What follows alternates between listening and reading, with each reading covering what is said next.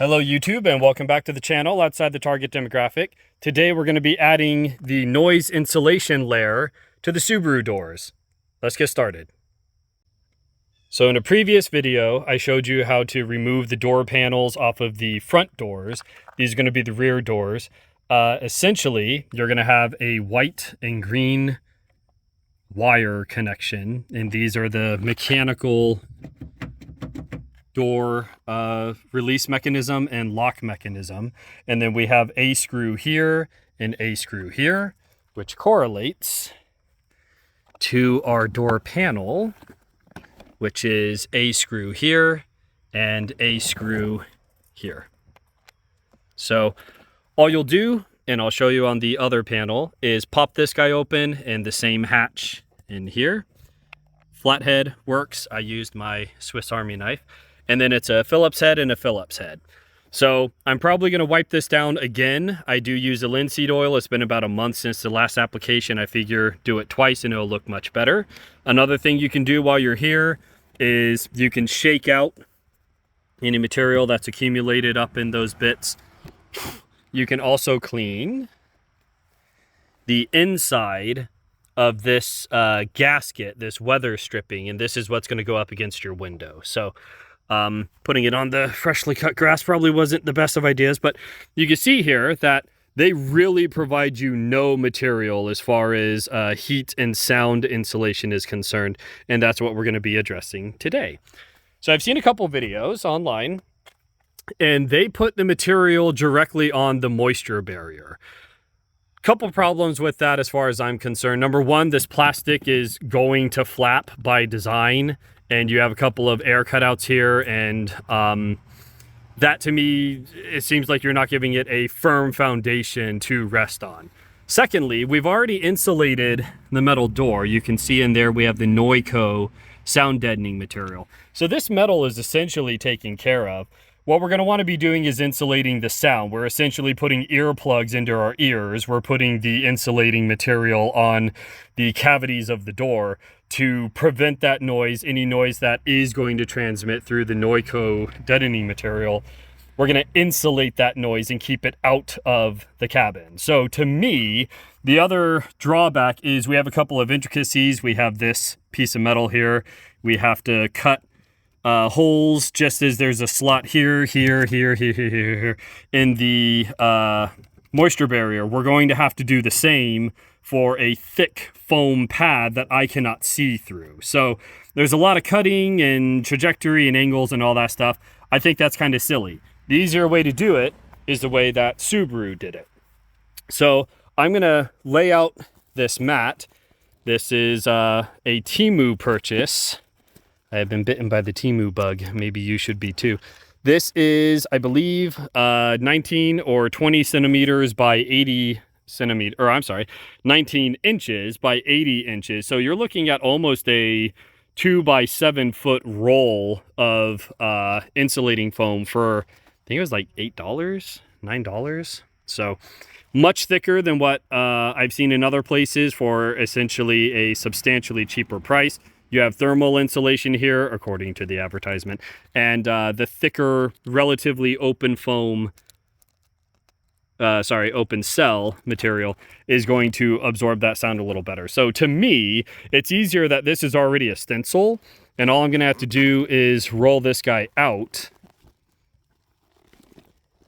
stick it onto the plastic door here, and now I already know where the connections need to go. I can just place a cut there. I know where these are, so I can go ahead and address that as I'm layering it here. And you get the added benefit of when you touch this door, the door is going to be insulated both thermally. So in the cold, you're not going to be resting on as cold of a armrest, or in the heat as warm of a armrest. But you're also going to get, wait for this car to go by, a more solid sounding door, because the material is going to be 100% in contact with the door versus whatever the expanded foam contact would have been if it was on the metal frame itself. So let's go ahead and address that. This is our before. And here is the after. I used about half of that roll. I removed the insulation from the door. That was useless.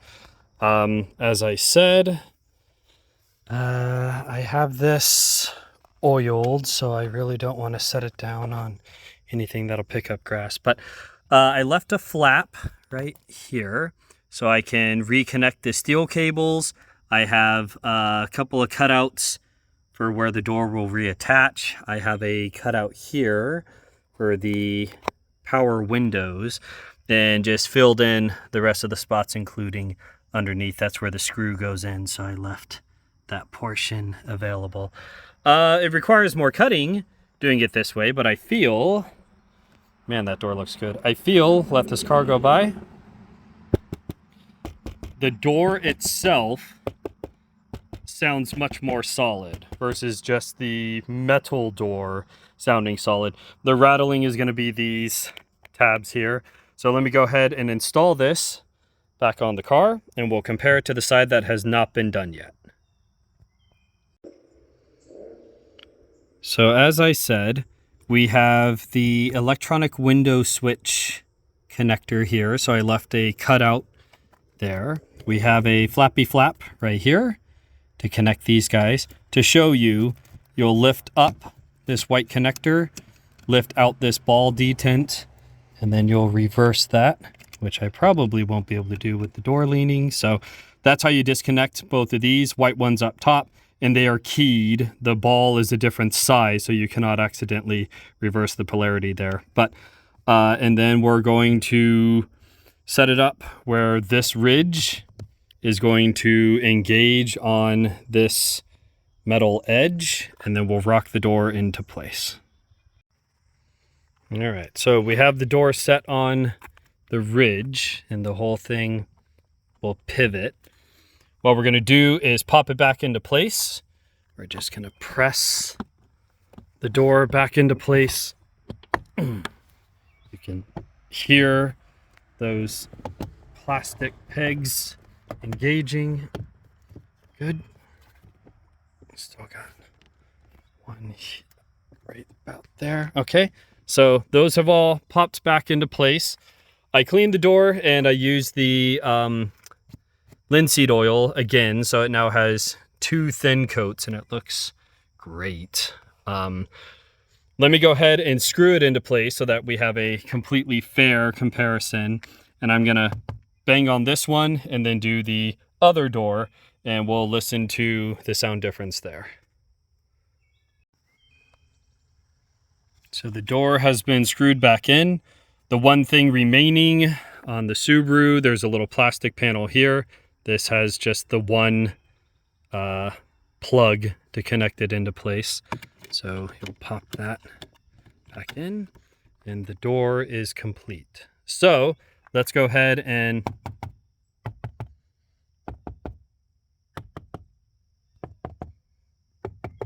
man, that sounds awesome. All right, so we have that one. Let's go to the other side and listen to that. Again, I'm gonna move the microphone close to the door. I'm gonna tap here, here, and here. So we have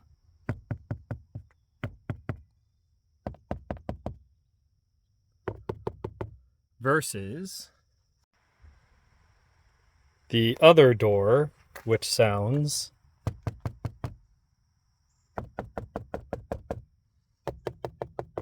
pretty rattly, and I mean, you can see that plastic is diving in. So we have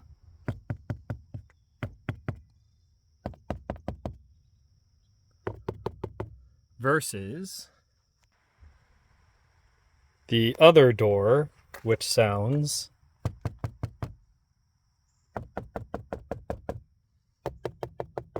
pretty rattly, and I mean, you can see that plastic is diving in.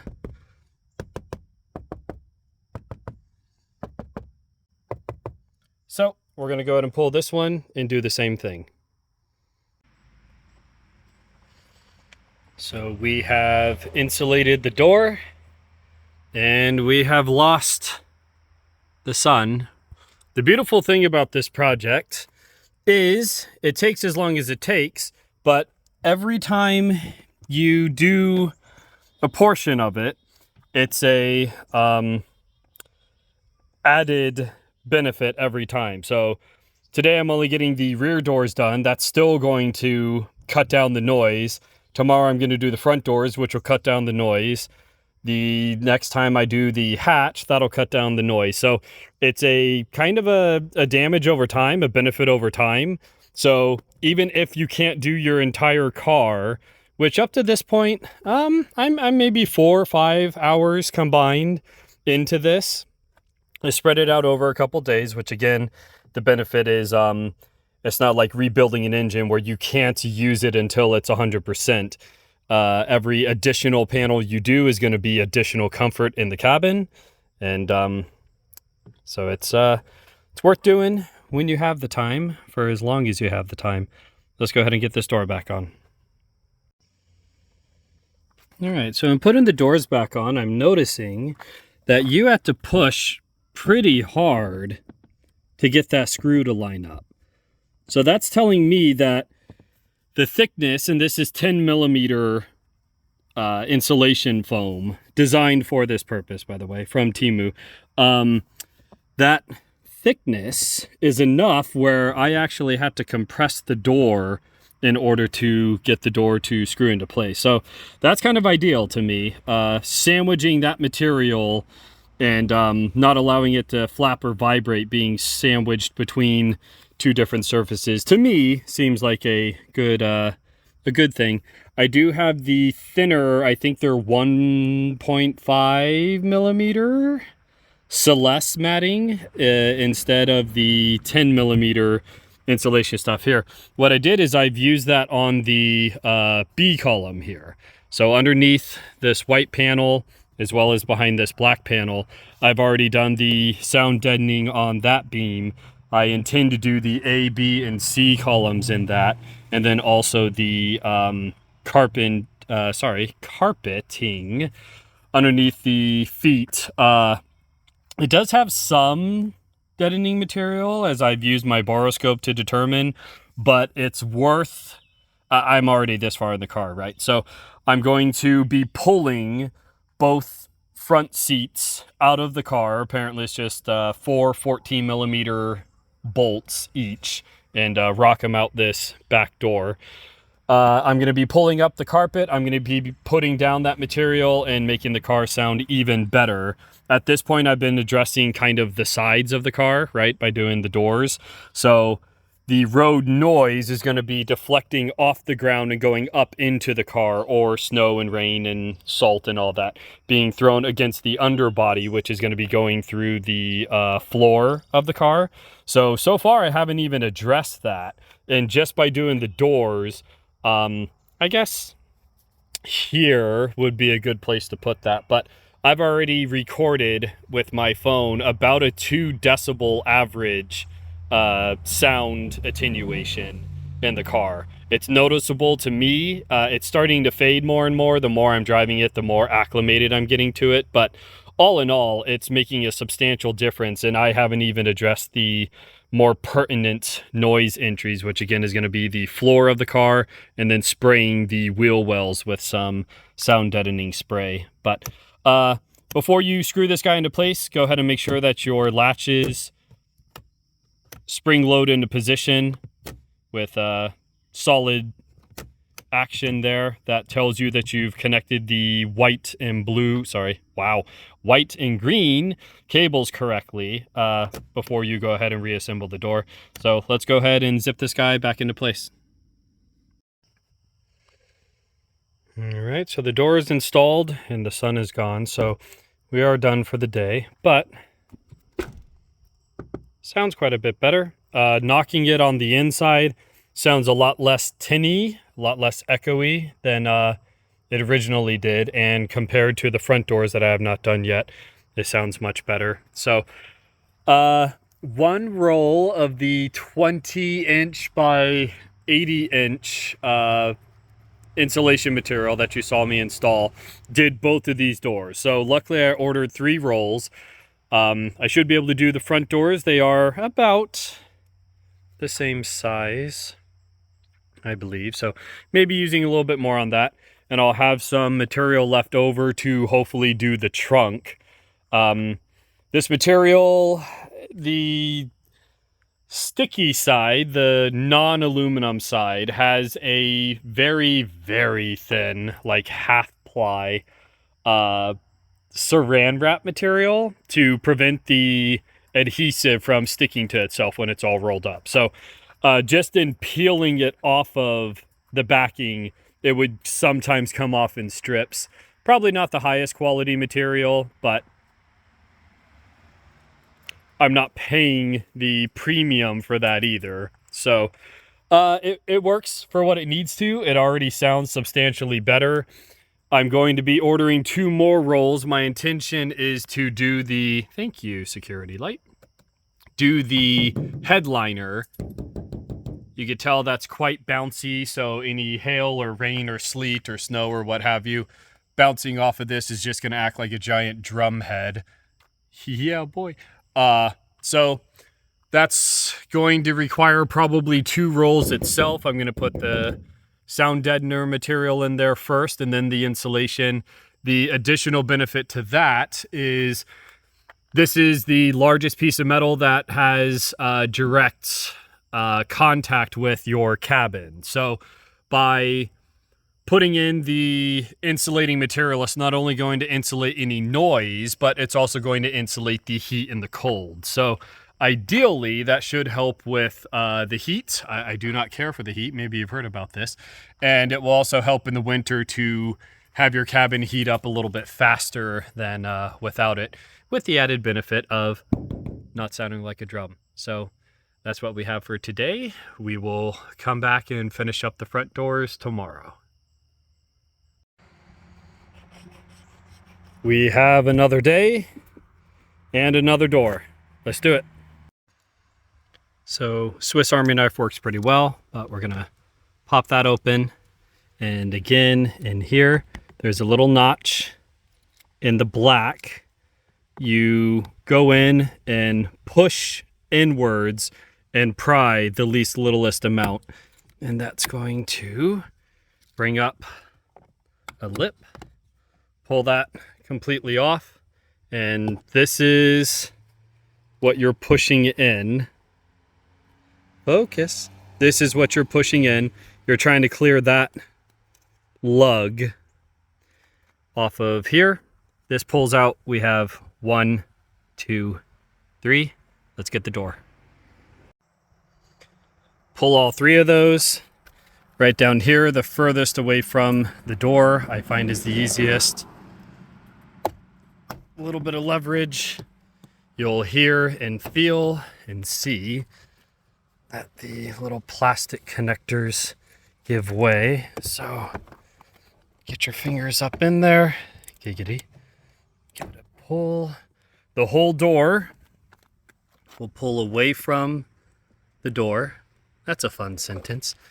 And then you can grab right here, lift up and off. And then we have the electrical connections and these 2 cables to disconnect. 2 cables, 3 electrical connections, electrical connection for the light that will shine where your feet are. This guy comes off. We're looking at very nearly the same insulation, and that's to say no insulation. So let's take it inside, clean it up, clean up and retreat the front here. And this is a before. And we have our after. So we're going to go ahead and connect up the, 6? 4 electrical, 2 mechanical connections. Get this door mounted, give it a tap, and compare it to the side that has not been done yet. So we start at the top, rock it into position. Again, we're going to be angled away. We're going to go ahead and push it. Get those hairs off. Be gone. Gonna go ahead and push it into place. You're gonna hear some pops. If it's lined up correctly, which is a lot more difficult to determine with one hand compared to having two. So we have Tank, the sulcata tortoise, with a new friend, wondering why there's a sulcata tortoise. It's Noah's Ark here. Just had a deer in the backyard asking fundamental questions as to why we have a tortoise in the backyard. But we have the door reconnected. It does hold in place, but we have the 1, 2, 3 screws. So let's go ahead and get them in. Useless and dirty, but adorable, and everyone should have a yard dragon. So we have 1, 2, 3 all sealed up. Let's go ahead and do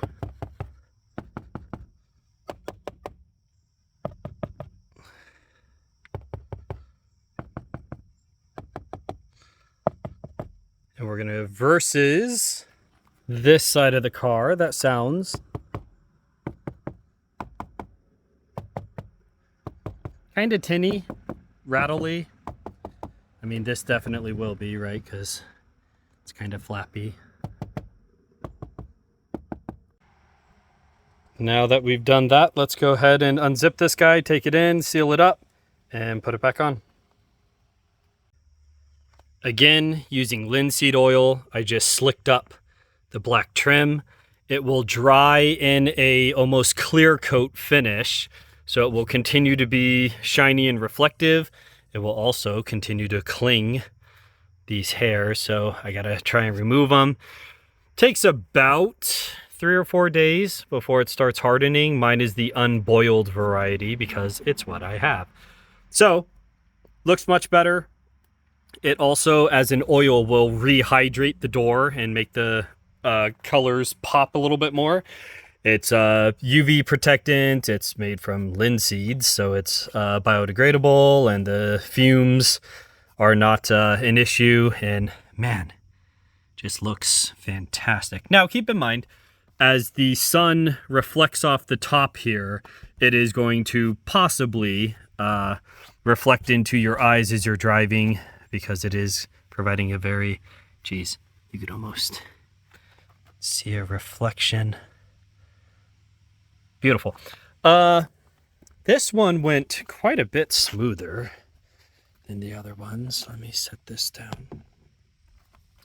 So what I did this time is I rolled the roll across it, and if this is flat, I rolled up the 20-inch wide piece, right? So the roll's 20 by 80 inches. I ran a knife along this shelf, and then this is the second part of that original sheet. So right where this cut is, this sheet and here followed that cut, which means I was just able to push this into place. I had to put a third piece right here along the bottom of this shelf. So you have y-axis, y-axis, x-axis, and then I just had to use a couple odds and ends to fill in the majority of the rest of the area there. Left the electrical contacts a lot more exposed. I didn't show the other ones. I feel like this one is the easier, better way to go. So use this as more of a template.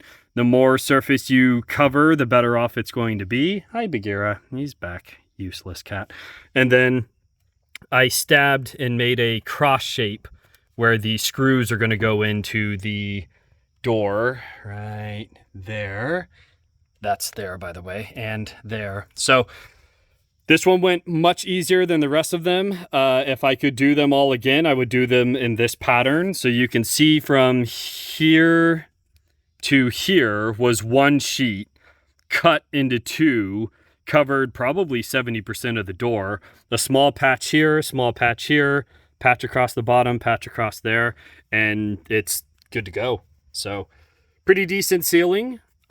This is essentially acting as earplugs, preventing the noise from coming into the car. So The tap test, tapping the plastic, it's not going to sound too much different because this doesn't prevent the plastic from making noise. It's going to prevent the noise from the road, from vehicles passing you, from the wind, from the rain, from the snow, from entering into the cabin. The deadening material we put inside the doors is going to prevent the doors from making noise. Any noise that does permeate through is going to be blocked by this. So all that to say, that is the easiest way I found. This door went together probably twice, 3 times as fast as the other one. And I feel like it's a lot more coherent, cohesive, whatever the C word is. No, not that C word, the other C word. So the more solid the sheets you can lay on there, the better the sound blocking is going to be. But given the thickness of this material, and I mean, it's quite thick. It is 10 centimeters, geez, millimeters. So it's a thick boy. You can see it's not the most adhesive. I don't know. That takes a little bit of energy. And I imagine the longer it sits there, the better it's going to adhere. What I did is on the backside, there's typically a very, very thin piece of plastic. You'll peel that off before you adhere it onto the surface. I left that plastic there, and that's going to allow me to get into the door to reconnect the 2 cables, but it's also going to act as a flap and help block the noise from coming in the openings of the door. So it provides the best of access and blockage. Let's go ahead and put the door back on. Bonus, and the reason I started the video, I blame the kids for my slow descent into dementia. This is the light that will shine through the light diffuser there, and it lights up when you open your front doors. The rears don't have it. It will light up this area and show you if you're about to step in a puddle, rain, snow, whatever, dog poop. By having a shiny, reflective material here, that light is going to be brighter, and this stuff reflects like 97% of the thermal energy, or so the advertisement, which forced you to, well, encouraged you to purchase it, said. So be that what it may. It is an incandescent light, so it could be putting out a little bit of energy. The doors are not open very often, so it's not like it's going to melt its way through. But the reflectivity of this should, maybe, divert a little bit more of the light rearward, which is going to make lighting up your next step a little bit brighter. So that was the point of the video before this video. So now that this video is over, let's go ahead and video the door on. Door reattached and looking great. We have a little tab right here. You're going to line that up first, and hey, you can see the deadening material. It looks like this will allow air in through the door to escape out. I imagine that's when you slam the door and pressurize the cabin, that air has to go somewhere. So it does still allow air to flow through. It's just going to eat a little bit of the sound. So we're going to put that tab in there. Going to line up the rest. Going to snap that into place, and we're good to go. The last thing I have to do, and I believe I have the foam left to do it, is I did the frame with the thinner silice. I'm going to go ahead and fill this guy in and have all the doors done. An attempt was made. Thanks, Subaru. We're going to peel this crap out and go ahead and fill it with the new material. It was easier. The roll will go from here to here. It was easier to cut it in half and be able to place and look up under this to figure out where the slots needed to be cut. All I did was 1, 2, 3 cuts around it, and this will help insulate the extensions. So pretty simple. Ideally, had I been paying attention, so this is a benefit to you and not to me, these hollow guys would probably act more as resonance chambers. So This could have been cut to cover that side. I did not do that, so for your benefit. And then we'll just have to cut a little piece to do here, but follow that cut and just put this sheet here. The 3 rolls of this 20-inch by 80-inch material has completed all 4 doors and the trunk. So this is a Subaru Forester. I would call it a station wagon over an SUV, but the doors are quite large. Take that into account. I do have 3 more rolls coming. I intend to use this in the engine bay up against the heat shield, and hopefully probably 2 rolls to do the roof of the car as well. So we do have more in order. We are going to get the doors done though. The before and the after. It's going to absorb the plastic reverberations a lot better. It's going to cover more surface area better with a thicker material that's designed for the purpose. So I'm torn. You know what? It fits. We'll just put it right back into place. Now we have double the layerage, but the trunk is done. And that's all we got. So we have completed all 4 doors. They will ting less, they will transmit less energy into the car, and we've completed the trunk as well. So should be much quieter. At this point, we're waiting for 3 more rolls of the material applied in this video. We'll be doing the roof of the car as well as, hopefully, maybe possibly, the firewall of the car. So stay tuned for that video to follow. Next up, we'll be going after the wheel wells of the front seats.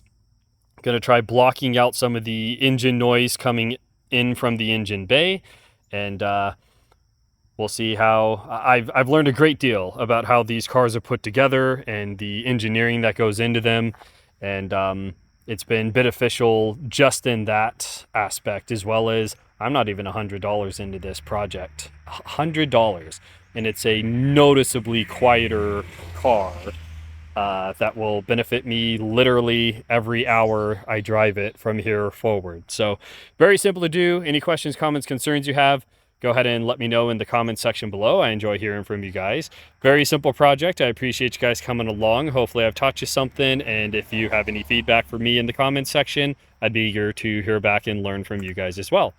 As always, this is Outside the Target Demographic. I appreciate you guys stopping by, and I will catch you guys in the next video.